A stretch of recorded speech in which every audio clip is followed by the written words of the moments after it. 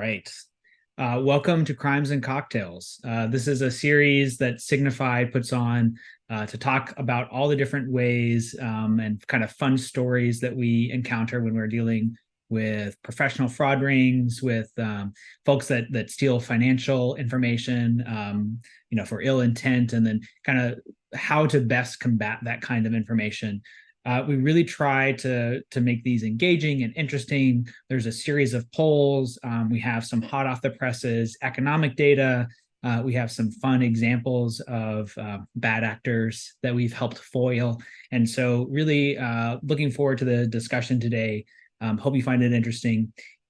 I'll go through some of the specifics about the Zoom webinar and how to use it once we get to that. But if you have any questions, feel free to go ahead and pop that into the Q&A. We may or may not get to them. Someone will follow up with you, if not in the active webinar. We really want this to be as helpful for you as possible, but welcome.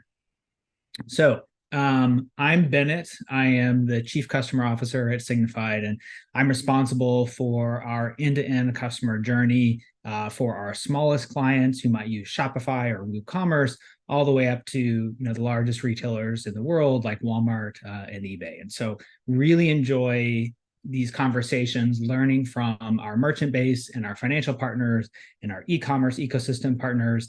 And today we get to share back a little of what that information can do. So given that we're about to head into the holidays, and it's always a question of, hey, what's in the crystal ball? What do you see? What does your data tell you? I've invited Pranav on our Signifyd team to join. So Pranav, please introduce yourself. Yeah, hey everyone, excited to be talking to you about some of the insights that Bennett shared as well. I'm based in our New York office. I've been at Signifyd for a little bit more than 3 years now, and I lead up our business strategy and data team here at Signifyd. We're pretty much centralized, so a lot of data analyst functions also sort of come under me, and so super excited to share some of the insights that our team has put together here. Yeah, as you can see, Pranav is in our One World Trade Center office, and so he's got an awesome view. Hopefully you won't find it too distracting if there's some helicopters below, and I'm here over in the West Coast in our headquarters near San Jose. So really excited to chat with you all today, and glad to have Pranav with us. All right, so we're going to talk a little bit about the core of everything in the economy, and that's the consumer. So consumer sentiment, how are people doing with their pocketbooks? Where do they have money? Where are they spending it?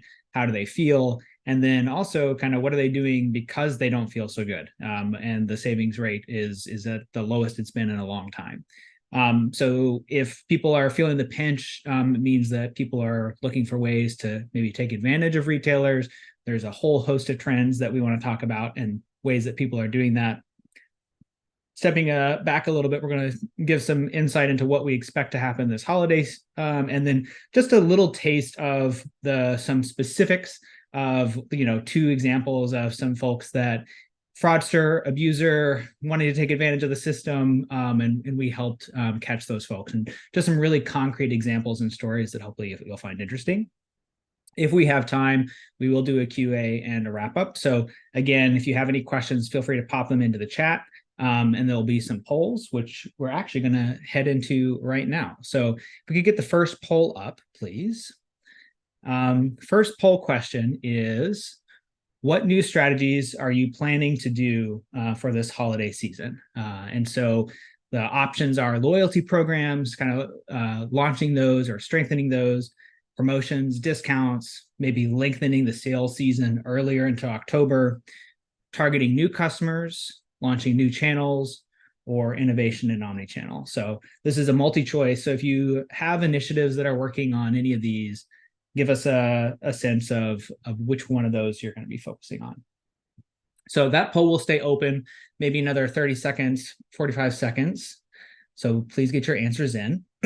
In the meantime, I just wanted to provide a little context of why we're so confident in the data that we publish. And so the core of what Signifyd offers its partners is that we have 98 hit rate in terms of recognizing transactions when they flow through our system. And so what I like to think of this as is we're so much more likely to know something about a consumer when they place an order, or they try to transact, or they try to have a refund, or they try to log in on any one of our partners. And so that consortium of data, that network, we call it our commerce network, is really underpinning all of the products that we offer and all of the services and consulting that we do. And so you'll see we have a broad base, folks that target luxuries, folks that target folks that are looking for discounts, all ways in between. And then worldwide, we have 600 million wallets in our databases that allow us to really understand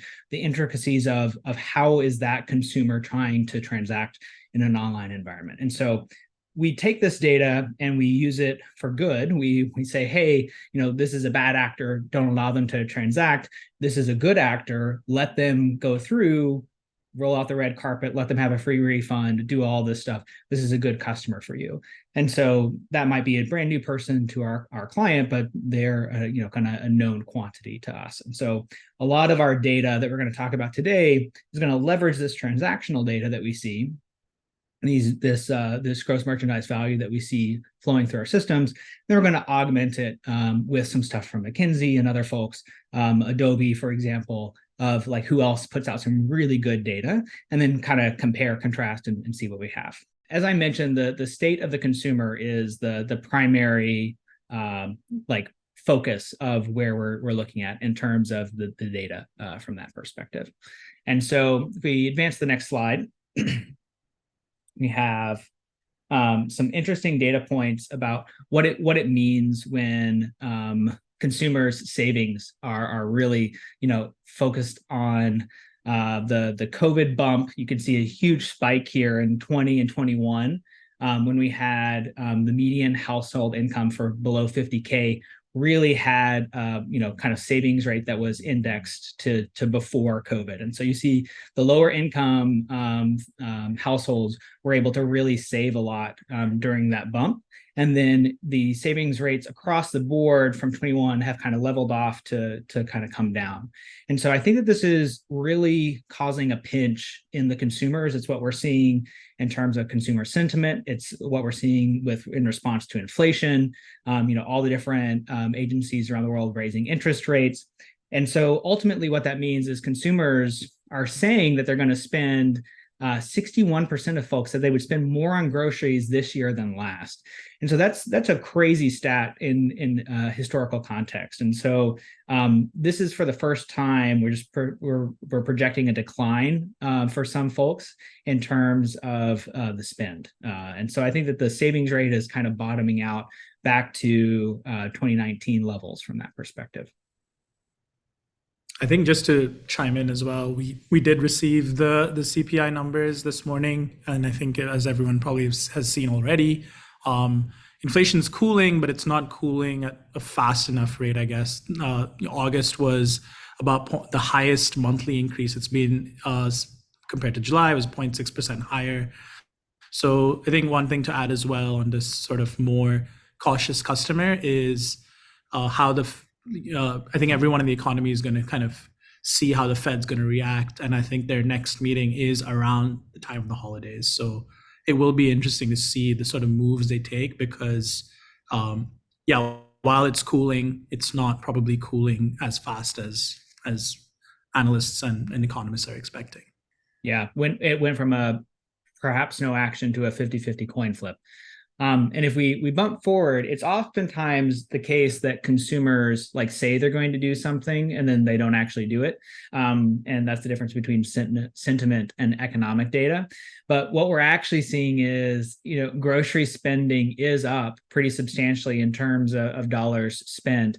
And where the pullback has been the most extreme is in luxury, right? And so we'll have some data points later on that kind of show that the trading down, the substitution for brands, and all those types of activities that consumers are taking. But this definitely seems to be something that people are actually doing in terms of changing their behavior.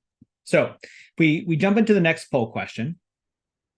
Given that the consumer is really feeling the pinch here, the stimulus packages are no longer in effect. The inflation is high. People are spending more on groceries, and on basic goods.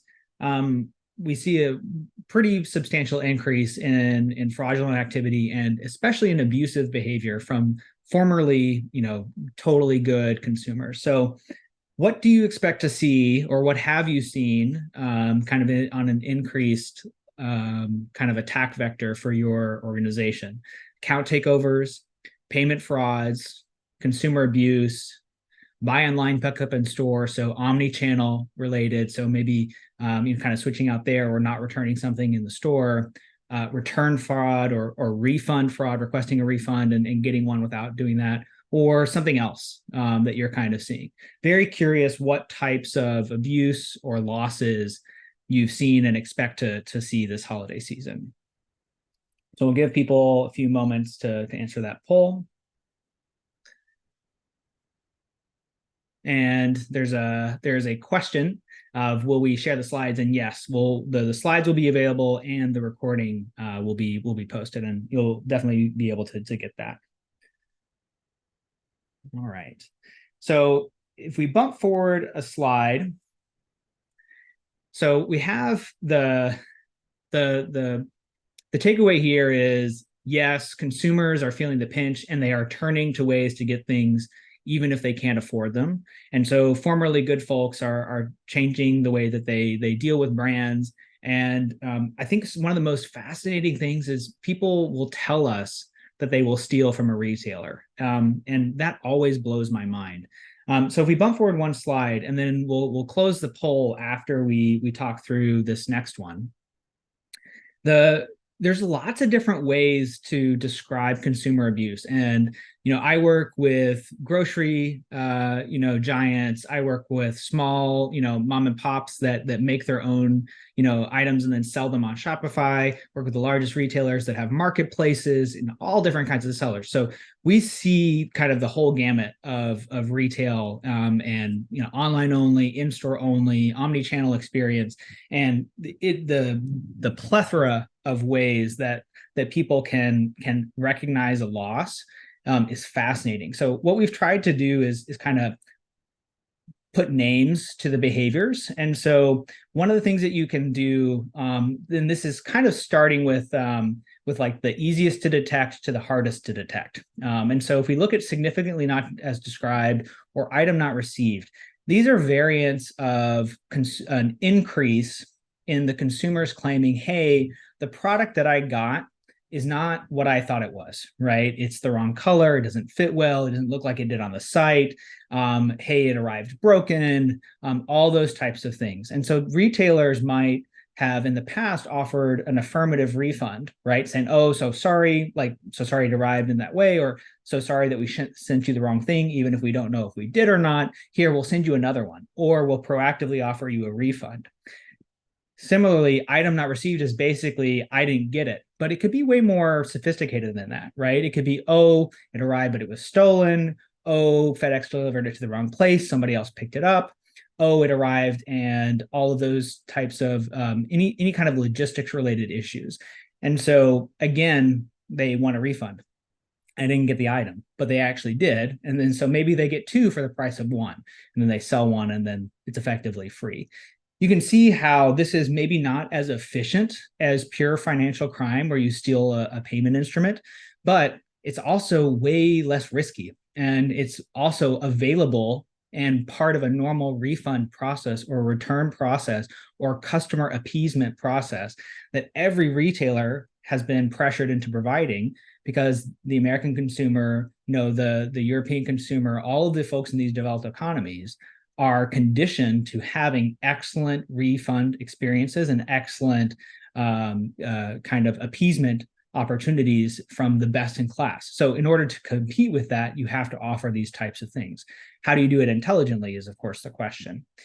As you then get to like empty boxes, what if it's, hey, I need to get the payment back to the customer really fast. So as soon as they get a shipping label, they ship it out. Maybe they fill it actually with a potato because it's the same, weight as a mobile device, right? And so it doesn't need to necessarily be empty. It's just maybe a completely different kind of box. Bracketing is buying multiples and then shipping back the ones that you're not going to actually keep. Well, this one starts to be really questioning, right? And it's a huge problem for apparel because shipping back and forth is very expensive. But do you want to drive these consumers to come into your stores to try that out? What if you don't have stores? How do you solve this? Do you charge more for folks so that they can bracket and then you cover the costs and you have a happy customer? You're starting to see that there's lots of ways to address the core problem of the consumer wants to do this behavior. And then later on, we'll see they might even think that they're allowed to, right? Or it's their kind of ethical right to do so.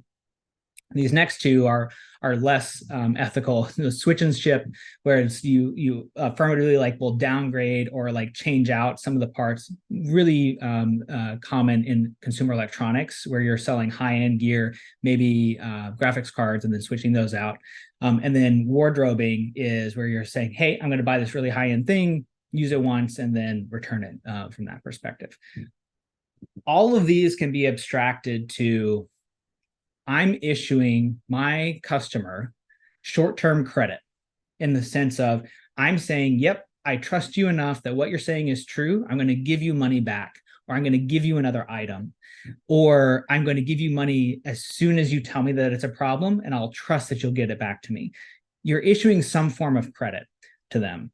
And I think that people, when they frame it that way, realize there's a big difference in the way that we issue credit up front on a payment versus how do we issue credit on a return. And that's, I think, the really interesting part. So let's close the poll and let's see kind of what types of behavior do we see.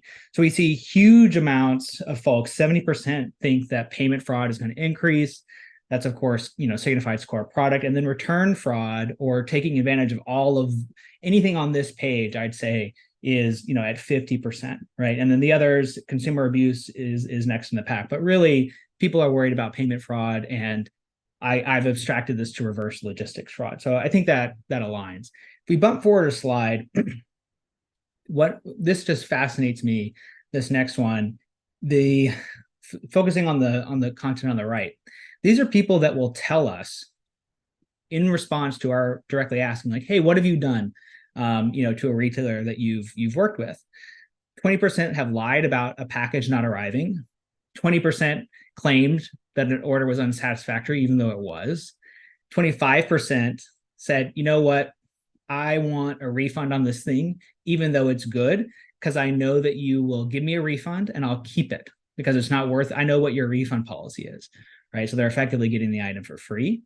25% will return an empty box or return something else. And 25% will use something and then return it. I'm floored that the number of consumers is this high that will self-report that they do these types of behaviors. And when you follow up with them, they don't feel bad, right? And I think that's super interesting to understand when you're working with someone in an economic transaction, is to really understand your consumer and what do they think is right. And the bar for customer experience is so high that many feel like this is kind of, you know what, I didn't really like the way that this was. This is the recourse that they've given me, so I'm allowed to do this thing. That's kind of fascinating to me. So in terms of year over year changes, we're seeing 40% increase in the amount of abuse claims. And then we're seeing about a 20% increase in fraud claims and about a 12% increase in the total claim amount. And so that's outpacing inflation, that's outpacing GMV growth. And so what we're seeing is actually, for the retailers that we work with or folks that we talk with when we look at the data, this is outpacing growth and the economy and inflation. So it's becoming a bigger share of the problem.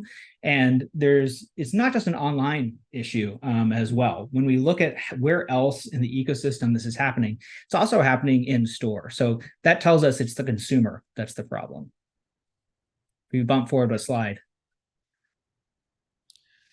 Yeah, I think to kind of echo Bennett's comments there, it is very interesting that this is not only focused in the online channel, and sort of brick and mortar merchants are seeing this at the store level as well. I think to call out a few, Target, Foot Locker, they have sort of cited shrink in their 10Ks, 10Qs around sort of, you know, items being stolen at the store level being sort of a big contributor to their bottom line. So it is sort of it's very interesting to see, both these channels having similar challenges. Obviously, organized retail crime at a store level, you kind of have to put in checks and balances. What we've seen in certain reports are that some storefronts are just moving sort of high theft items away from entrances and making those changes in store layouts and things like that. So I think it's a big call out here that it's the underlying behavior that's prevalent in both channels and pushing this fraud. And I think if you see sort of where the economy is headed as well, with the savings rates the way they are and inflation where it is, I think a lot of that behavior is probably going to be more exacerbated in sort of coming months, holiday peak seasons, etc. More, and I think there's 2 points that I want to highlight on this slide. What is the online equivalent to moving high theft items away from store entrances, right? And like, what's the minimum amount of friction that you can put in an online channel to discourage this type of behavior? And I think that way of thinking is new to online channels. And I love having this type of conversations about, hey, how do we modulate your customer experience to get the desired outcome, where you maximize profit, maximize CLTV, and then you provide the best in class experience for 98% of your folks. Only 2% of people need to have that kind of friction. So do you design the whole store for them? Well, that's what you have to do when it's a physical store. How do you do that online is a way more interesting question, right? From that perspective. If we bump forward one, we have another poll, and there's a question which I want to answer as part of this. So, what percentage of your return requests would you estimate are fraudulent? And so there's a question of like, hey, what is returns fraud? Can you give me a definition? So it's a great question. Unlike with chargebacks, which, Visa and MasterCard and Amex, everyone has like a list of codes, right? Hey, this loss is this type of loss. It's a 10.4. It's a fraud. This loss is this. It's a blah, blah, blah. It's correlated with this. There's no common vernacular yet for a loss related to consumer abuse that does not result in a chargeback. And so the way that Signifyd thinks about this and the way that we're exploring this is, hey, I have entered into a financial transaction with a consumer. They've paid me money. I've given them a good or a service, right? From that perspective, that initial transaction, they claim that something is wrong with or unsatisfactory with that. And then they get in exchange a refund or another good or service, their replacement good or service, while retaining that original purchase. That to me is, there's a 2-for-1 kind of concept. And so you can imagine a whole universe of customer behavior, right? Some people call these appeasements, right? Where customer support agents are issuing these and saying, you know what, I'm going to give you a refund because you requested it. Some people will say, hey, I see that you claim you never got the package. I'll ship you another. In both of those instances, if the original good actually is in the hand of the consumer, they've gotten 2 things for one price from that perspective. And so that's how we kind of abstract this into taking advantage of the system in order to get more than the original transaction. So this is a pretty broad category. Leading the witness a little, most of the people that I speak to don't know the answer to this question. It's a really hard one because it touches marketing, it touches operations, it touches customer support, it just a lot of it touches finance often. And so it's really hard to kind of cobble together this answer. I'm very curious what people, how people think about this question. All right. So if we bump forward another slide while people are answering that poll, we want to talk a little bit about where we see the holiday going. And so give people maybe another 30 seconds while Pranav starts talking about our information related to that, and then we'll close the poll. Awesome. Yeah. So again, this is a lot of sort of time series forecasting, some advanced statistical methods that we use in house to project how the holiday season is going to play out. Obviously, and we'll go into sort of the underlying categories where this growth is going to be driven primarily from. But I think what you're seeing here is so the sort of October, November, December holiday months. Bennett did allude earlier that discounting, and I think our poll showed as well, a lot of folks are going to pull the holiday season forward, make sure you're doing that discounting earlier, and sort of getting the benefit of additional sales and timeshare from the customers then. I think what our numbers and our sort of forecasts are showing is that sort of mid-single digit growth in October, November. December will be sort of very low single digit, 2% sales growth. And over the Cyber 5 days, around about 4% growth. And if we skip to the next slide, we'll kind of go into the categories that we are predicting. And so it's very interesting. I think if you sort of look at the core categories that sort of holiday shoppers are sort of cued in on buying and sort of really deal seekers, it's usually in that electronics, more durable goods categories. We're forecasting around a 1%, so pretty flat GMV growth there, but about an 8% growth in sort of Q4 for that category itself. Some of the bigger drivers, so apparel, we are forecasting actually sort of low double digit growth over the Cyber 5, and then sort of closer to 9% growth in Q4 year over year. So those are the two categories that are sort of more, I think what we're seeing is more prevalent and going to be driving more sales. It is interesting because one, we talked about the durable goods category that's more targeted for holiday. For the apparel side, I think it's that sell-through rate. There's just more sort of probably inventory to move there, just given fashion in general is pretty low sell-through rates. So that's sort of the rationale there and the sort of underlying numbers. If you look on the right, I think home goods, we are projecting sort of a negative, so flat to very little negative growth there. I think that makes sense. Home projects are being delayed. Much larger projects that folks have are being pushed out. The housing market too is in a bit of a flux. I think at this point, if you look at where mortgage rates are, I think folks are staying put, even though they have very high inflated home values. We're not actually seeing as many sales as we would. So that's cooling off. And that's probably the rationale that we're seeing as to why that category is going to be sort of flat to negative growth. Health and beauty, I think sporting goods, I think what we're seeing here, and we'll go into the subsequent slides, will speak to this, is a lot of trading down behavior.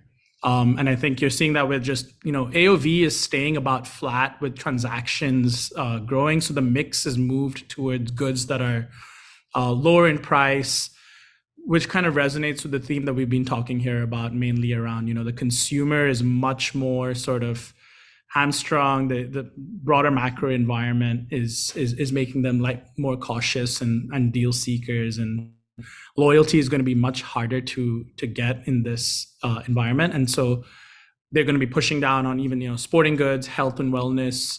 They're going to be trading down the goods that they're actually purchasing.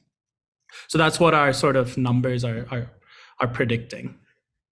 Yeah, and we've picked out 5 of the folks that are representative of the participants who signed up for this particular webinar, and then also that have kind of a good mix of, hey, some are skewing up and maybe not for good reasons though, and then some are skewing kind of down for macroeconomic reasons. We internally track about 25 different subcategories of physical shipped goods across our network. And so if you have interest in a particular type of data, I know that we have, for example, a lot of auto merchants, right? We're very strong in auto, have an incredible index there that's not like called out here specifically. If you have any interest, reach out to your Signifyd rep, and we're happy to provide a briefing doc specific to your vertical. Love producing that type of information. So also, I'd be remiss in pointing out that this is our current best projections, right? As we get into October, we'll know a lot more about what we project for Cyber 5.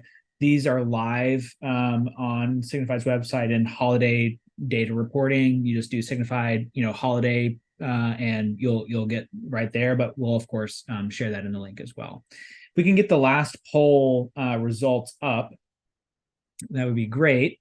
All right, and I think this is very interesting.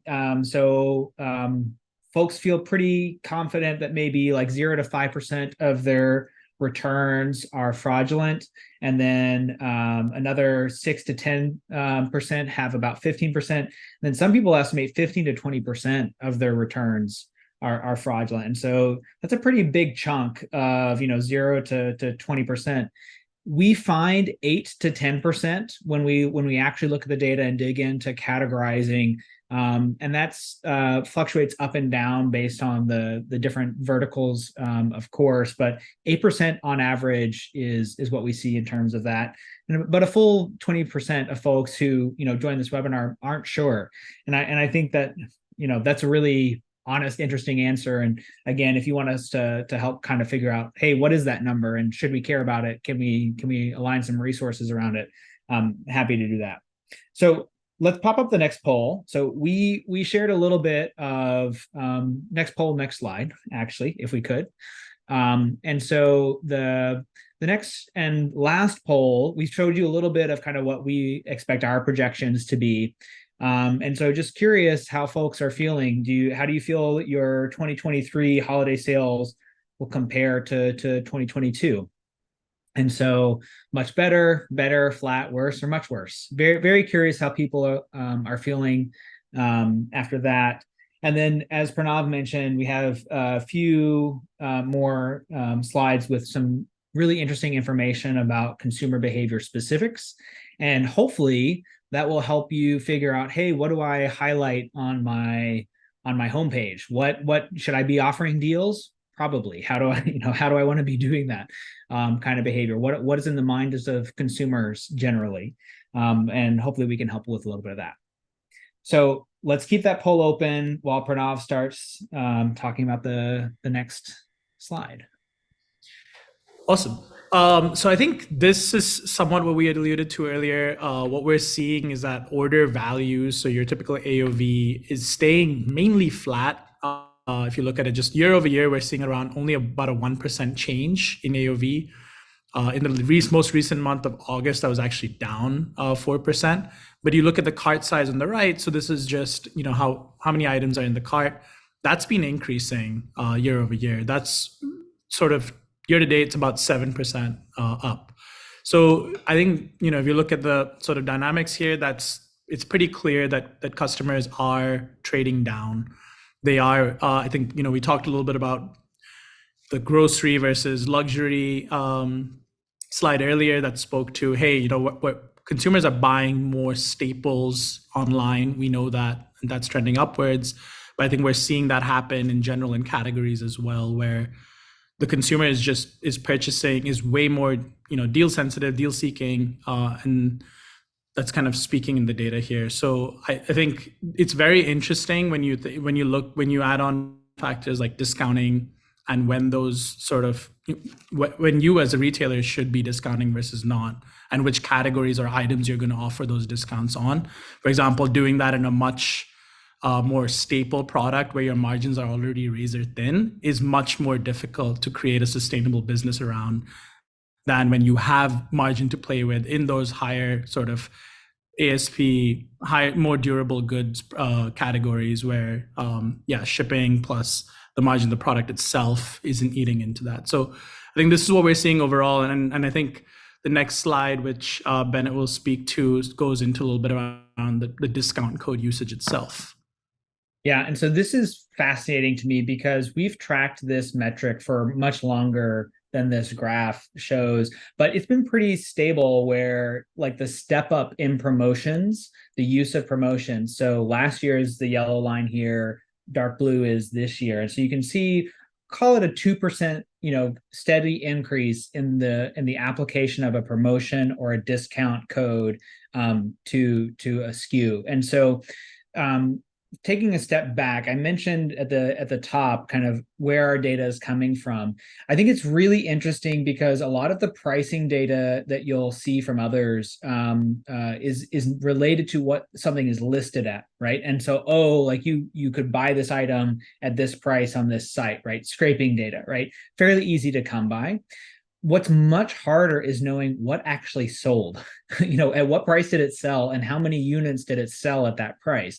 And so our data set is much more reliable than for a lot of the other data sources. And this is the first time, and I went back and checked, this is the first time that we've seen a decrease in promotional application to a cart for as long as we've been tracking this stat, since early 2020. So for about 3 years, we've not seen a discount code like change in behavior.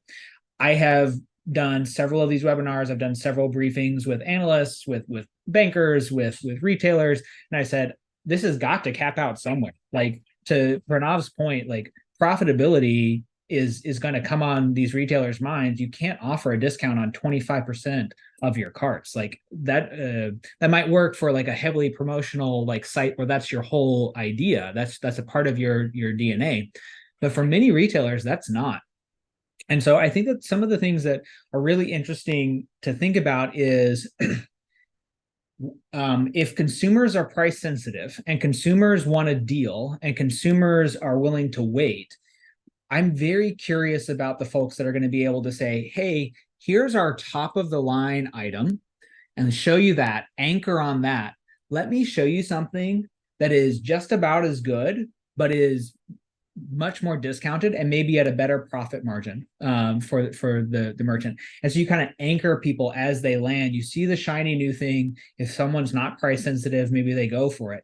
But the vast majority of consumers in the markets that are represented by the folks attending the webinar are going to be interested in that trading down, that discounted thing. So how do you anchor someone on something that's really representative of your product, but then also offer them something that they are very likely to want to buy and be excited about buying, given the macroeconomic and how customers are thinking? We're seeing a lot of success with that, of kind of like, hey, here's the best thing we have to offer, but here's what we think you might want. And you actually kind of funnel people that way.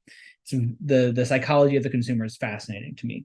We step forward one more slide. Another example of an I talk about the 3-year bond or the long-term bond in yield inverting. This is another inversion for us. So we just talked about how discounts are down for the first time in at least 3 years in terms of year-over-year growth rate. What we're seeing here is the red line is the e-commerce consumer price index. So how much something costs anchored on 2020, entering 2020 for the same SKU if you bought it online. Then what about the US CPI overall? So it's kind of a check of, hey, is something generally cheaper online or generally cheaper in person, in store? And so pre-2020, it was always cheaper, always discounted online. You would always have the opportunity for a better price or lower margin, potentially online. And so that flipped during COVID. And so you'll see starting at about April of 2020, we had the red line, the e-commerce, be a higher price and have more consumer price index increase than in person. That stayed true until about June of 2022. We've seen a massive return back to the mean within the consumer price index. And I think that that's a really telling part of how to appeal to consumers. During COVID, people were willing to go online and spend more than they might have otherwise because that was the only place they could get it, right? Things weren't open. They became kind of used to that. And they were less price sensitive because the economy was kind of juiced by all the stimulus money. And so I think that now they're just looking at that inventory and glut and saying, you know what, I can trade down, I can wait, I can do price comparisons. I don't need that thing. Like, do I need to buy that thing on September 13th? Well, no, I don't, right? I can wait. And so they're really very much interested in bargain hunting online. And I think that behavior will probably I think it's overcorrected probably. I think, online retailers are probably overreacting. And that's why we saw the pullback of hey, let's be profitable. Let's be smart about this in our business. All right. So let's close the poll for how we think holiday periods will go. Very curious to see what this panel thinks. All right. And so, right down the middle, actually, it's great. We have about 15% of people think that we're going to be doing much better, similar, for worse. No one thinks that it's going to be much worse, which is a good sign. And then many people think better to flat, full 70% collectively, split evenly, think better to flat. I think, that's very much what we obviously project, a very muted up. And when you take into account inflation, barely a blip, unfortunately. So hopefully we can find some ways to attract some people into the online channels and the omni channels, and everyone can have a better than expected holiday season. All right. As promised, we have a couple fun stories in the next couple slides for some abusive chargebacks. And so there's some earlier questions about and there's quite a few questions in the Q&A session about, hey, can I report abuse fraud? Can you track these? Or, hey, we encounter item not received. How can we detect and prevent this, right? And so I'll answer those questions by way of some of these stories. So this is an example of payment fraud, right? So this payment method was PayPal. And so it was actually eligible for seller protection, but PayPal seller protection requires some very specific AVS match in the US and the UK, where those fields are available. You have to the delivery address has to be picture perfect, pristine. You have to tie it all together. It's quite a high bar anymore for the way that people buy, and it's only really available for physical goods. And so what our team was able to do was to be able to take a look at the actual photo of the person receiving the good at the particular address, and to be able to kind of tie all of that piece together. And so what you have to do in order to kind of address this behavior on the back end is you have to basically put together a packet of information. In many ways, it's called compelling evidence. That's what the card brands call it.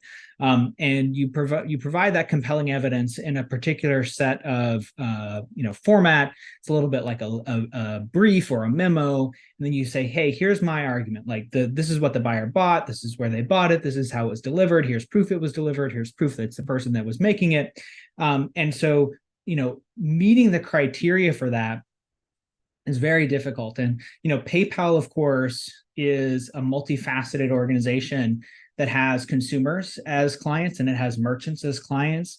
And so you're kind of stuck in between. And so the burden of proof for PayPal has gotten much higher. And in general, I think that they're looking for ways to provide a better experience for the consumer because they're focused on the wallet aspect of their business.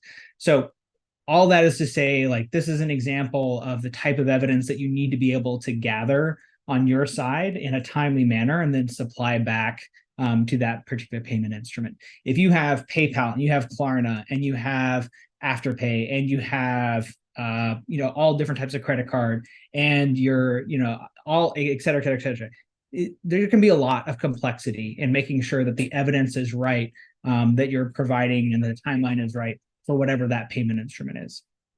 We bump forward one more. We have another example. This one is an item not received chargeback. And so this is for a kind of, some consumer electronics, right? Some smartwatches and some devices. And another notoriously difficult chargeback to win with Amex. And so what we were able to provide was use the information from the actual delivery mechanism. And so you need to have a deep integration with all the different fulfillment methods in order to stitch together the information related to that. And then you can say, hey, this was FedEx's problem. I'm going to go get the refund or the claim amount from FedEx. Or no, FedEx did exactly what they were supposed to do, and we have proof, and we can provide that proof back to the payment provider and say this consumer is taking advantage of the logistics loop and trying to claim abuse. And so the plethora of information that you can pull programmatically, using machine learning, predictive qualities, and building those type of evidence packets intelligently, is really fascinating. You can pull from Google, you can pull from these APIs, you can pull from your own systems, you can stitch it all together, and then you can create these really compelling cases where even an Amex or a PayPal will side with the merchant. And so we're really excited about the abilities to be able to tie this together. And then one of the questions from the panel, or sorry, from the attendees, was kind of like, hey, what can I do to stop these up front? If you are in the Bay Area, one of the senior directors on my team, Tara, is going to be hosting a conversation with DoorDash at MRC Santa Clara next week on that exact question. And they're going to be talking about chargeback management and stopping abuse. I believe that will be available for on-demand watch if you're a part of MRC. So check that out. I think it'll be super interesting. It's a really great talk. But if you bump forward one slide, the ways to stop and detect and prevent that is you really have to do a few things. The first one is totally within your control. You need to go through and you need to make sure, hey, what does our customer experience look like? We really need our terms of service, our refund policy, our shipment policy, our communications to the consumer. Hey, sorry, this is delayed. Here's where we think it's going to arrive. All of that needs to be clear, concise, and accurate end to end. And this is, I think, one of the bedrocks of being in retail online is those services that you provide or the goods that you deliver.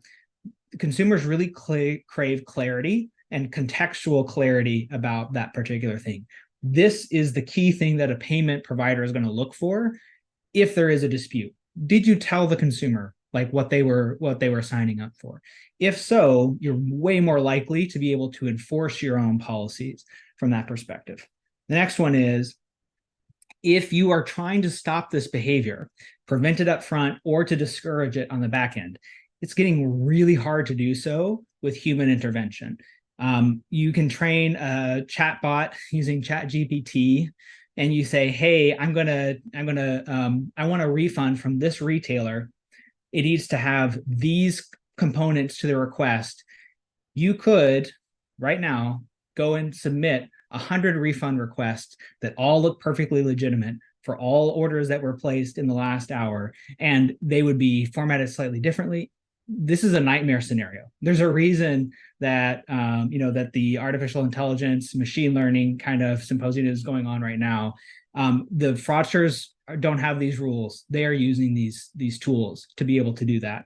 And so I think that it's in many ways an arms race. And in the retailer is the front line of receiving this financial kind of loss and responsible for this financial loss. And so consumers, bad actors are finding, hey, I don't have to steal credit card information, or I don't have to steal financial information.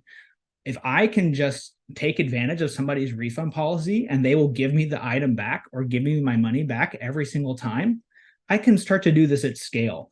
I think that's super. First off, it's interesting. It's also awesome in kind of the kind of scary way. So you really have to think about, how do we fight this sophisticated actor with something that is very powerful.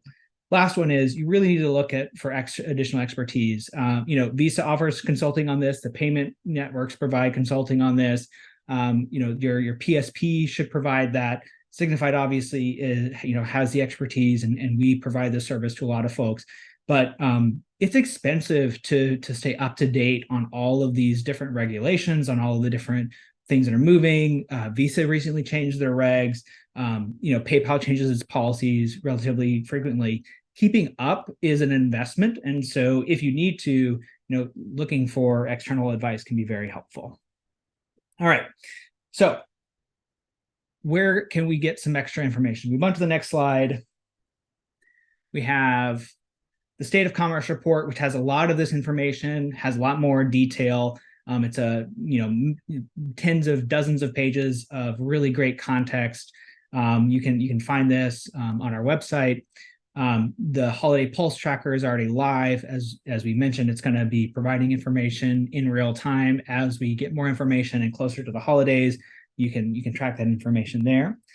And we are at time. And if you bump forward one more slide, you can get your free gift if you are in one of the eligible jurisdictions. Apologies if you're not in an eligible jurisdiction, but would love for you to have the cocktail part of this on us.